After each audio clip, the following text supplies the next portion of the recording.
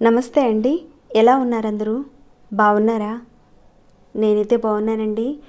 మీ అందరికీ అమ్మవారి ఆశీస్సులు ఎల్లప్పుడూ ఉండాలని కోరుకుంటూ ఈరోజుటి వీడియోలో మీ కుటుంబ సభ్యుల మధ్యన కానీ, లేదంటే భార్యాభర్తల మధ్య కానీ, ఇంకా బిజినెస్ ప్రకారంగా మీకున్న ఫ్రెండ్స్ ఉంటారు కదా, వాళ్ళందరికీ మీ మీద కోపంతో పాటు మిమ్మల్ని ద్వేషిస్తూ ఇబ్బంది పెడుతుంటే కనుక, మానసికంగా ఆర్థికంగా చాలా వరకు ఇబ్బంది పడుతుంటే కనుక మీరు తప్పకుండా ఈ పరిహారం చేసుకోండి.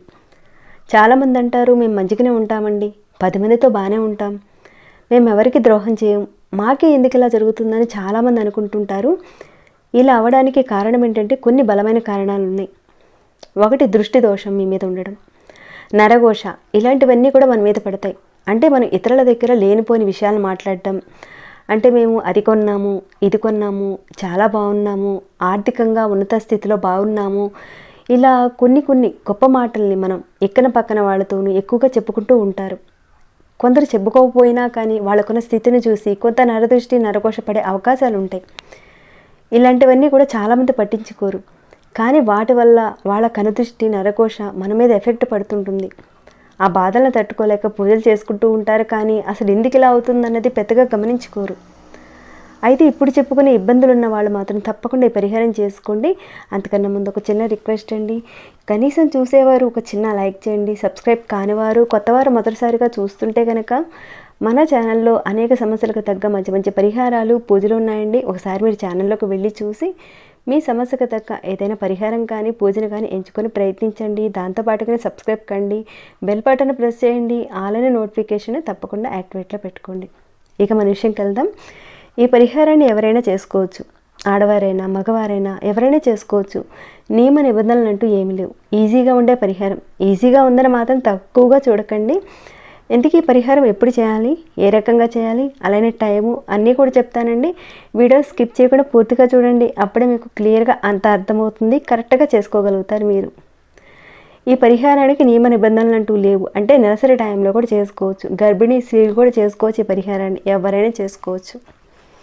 కానీ ఇక్కడ చెప్పుకునే వస్తువులను మాత్రం ఈ పరిహారానికి ఉపయోగించండి. కుదరక వేరొక పదార్థంతో మాత్రం మీరు చేస్తే ఈ పరిహారం మీకు ఎలాంటి ప్రయోజనం ఉండదు, ఫలితం అయితే ఉండదు. చెప్పుకున్న వాటిని మాత్రమే మీరు ప్రయత్నించండి. ఈ పరిహారం చేసుకుంటూనే మీరు వేరొక పరిహారాలను కూడా చేసుకోవచ్చు ఆ రోజున. అలానే చేసుకునే పరిహారాలు కొందరికి తొందరగా రిజల్ట్ రావచ్చు. ఎందుకంటే నమ్మకం పెట్టి మీరు మనస్ఫూర్తిగా మీ మానసిక స్థితి అనేది కరెక్ట్గా పెట్టుకొని మీరు కనుక పరిహారం చేస్తే ఖచ్చితమైన రిజల్ట్ వస్తుంది. ఈ పరిహారం చేసుకోవడం వల్ల వచ్చే ఫలితాలు ఏంటంటే, భార్యాభర్తల మధ్య గొడవలు రావడము, భర్త భార్య మీద, భార్య భర్త మీద, అత్తగారి మీద కోడలు, కోడల మీద అత్తగారు, అలానే వ్యాపార పరంగా ఇతర వాళ్ళు కానీ, పక్కింటి వాళ్ళు కానీ, ఎదురింటి వాళ్ళు కానీ, ఇంటి విషయంలో అవ్వచ్చు, బిజినెస్ విషయంలో అవ్వచ్చు, ఏదో ఒక రకంగా మిమ్మల్ని వారు ద్వేషిస్తున్నారు, వారు మీ మీద పగబట్టారు, కావాలని మీ మీదకి రావడము, మిమ్మల్ని ఏదో ఒకటి అనడము. ఎవరైతే మిమ్మల్ని కావాలని ద్వేషిస్తున్నారో వారు మారడానికి చేసుకునే ఈ పరిహారం. ఈ పరిహారం చేయడం వల్ల వారికి ఎలాంటి ఇబ్బంది అయితే ఏది ఉండదండి. కానీ వారి మనసు అయితే మారుతుంది, వారు మారుతారు. ఈ పరిహారాన్ని ఎలా చేయాలంటే, ముందుగా ఈ పరిహారానికని మీరు శుక్రవారం రోజున ఉదయం 6 గంటల నుంచి సాయంత్రం 5 గంటల లోపుగా ఈ పరిహారం చేసుకోవాలి. ఆ టైంలోనే చేసుకోవాలి. దానికని మీరు ఒక వైట్ పేపర్, పూర్తిగా తెల్లటి పేపరే తీసుకోండి. తర్వాత మీరు ఒక రెడ్ కలర్ పెన్ తీసుకోండి. రెడ్ కలర్ పెన్నును మాత్రమే ఇక్కడ పరిహారానికి ఉపయోగించాలి. 1 by 1 ప్రతి ఒక్కటి చెప్తానండి. అదే రకంగా మీరు చేసుకుంటూ వెళ్ళండి, ఓకేనండి. ఈ పరిహారాన్ని మీ దేవత మందిరంలో చేసుకోవచ్చు, లేదంటే ఎక్కడైనా సరే మీరు చక్కగా కూర్చొని ఈ పరిహారం చేసుకోవచ్చు. పర్టికులర్గా దేవతా మందిరంలోనే కూర్చొని చేయాలని లేదండి, ఎక్కడైనా సరే కూర్చొని చేయొచ్చు. మీకు అనువుగా ఉన్న చోట, మీకు ప్రశాంతంగా ఉన్న చోట కూర్చొని చేయండి. ఇక ఆ తర్వాత ఆ రకంగా కూర్చున్న తర్వాత రెడ్ కలర్ పెన్నుతో పేపర్ మీద మొదటగా మీ పేరు రాయండి. తర్వాత ఎవరైతే మిమ్మల్ని ఇబ్బంది పెడుతున్నారో, ఎవరైతే మిమ్మల్ని ద్వేషిస్తూ మిమ్మల్ని బాధ పెడుతున్నారో వారి పేరు, అంటే మీ భర్త పేరు అవ్వచ్చు, మీ భార్య పేరు అవ్వచ్చు, అత్తగారి పేరు, మీకు అగనెస్ట్గా ఉన్న వారి పేరు రాయండి. మీరంటే ఇష్టం లేకుండా మిమ్మల్ని ద్వేషిస్తున్న వారి పేరు రాయండి.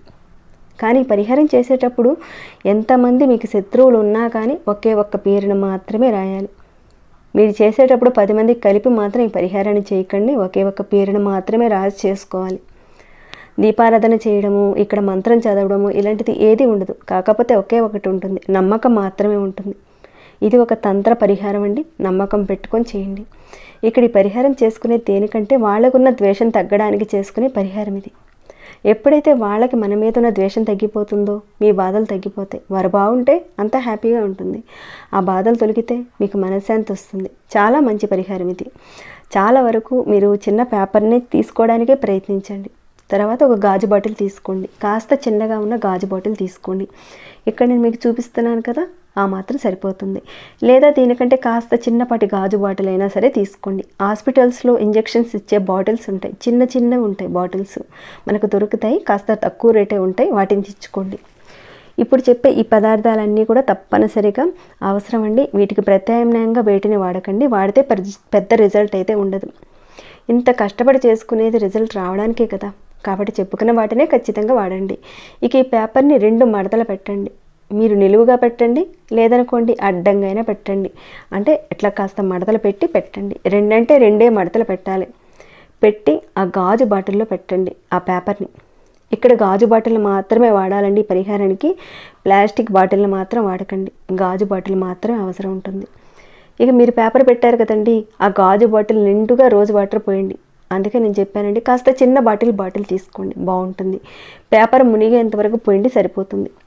ఇక దీనిలో 6 అంటే 6 బియ్యపు గింజలు, విరగకుండా ఉన్న బియ్యపు గింజలను వేయండి. తర్వాత ఒక చిన్న మట్టి ప్రమిద అనేది తీసుకోండి. దానిలో 2 లవంగాలు పెట్టి కాస్త కర్పూరం పెట్టి వెలిగించండి. వెలిగించే ముందు మీరు ఏమనుకోవాలంటే, మా మధ్య ఉన్న గొడవలు, ద్వేషాలు అన్నీ కూడా పోవాలి.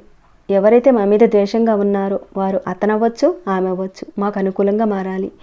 ఇబ్బంది పెట్టకుండా ఉండాలి, వారు మాకు దూరంగా ఉండాలి అనుకుంటూ మీరు కర్పూరాన్ని వెలిగించడం, మనసులో గట్టిగా ఒక బలమైన నమ్మకం పెట్టుకొని మనస్ఫూర్తిగా ఈ పని చేయండి.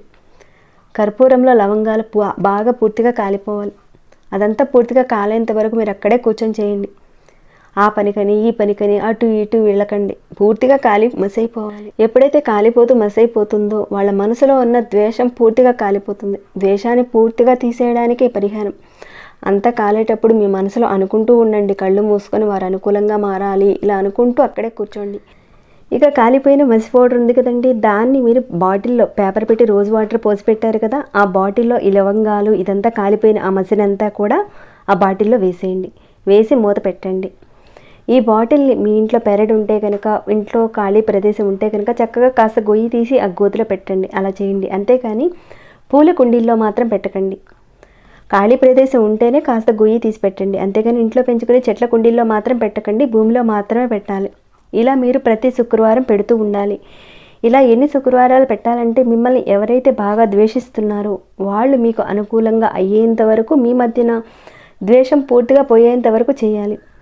మీరు ప్రతి శుక్రవారం చేస్తూ ఉండండి. ప్రతి వారం కొత్త బాటిల్ని ఉపయోగిస్తూ ఉండాలి. రోజు వాటర్ అయితే ఒకసారి తెచ్చుకుంటే సరిపోతుందండి. ఆ వాటర్ని మాటికి ఉపయోగించుకోవచ్చు. పరిహారానికి అక్కడ వాడిన బాటిల్ మాత్రం ప్రతి వారం కొత్తదే తీసుకోవాలి.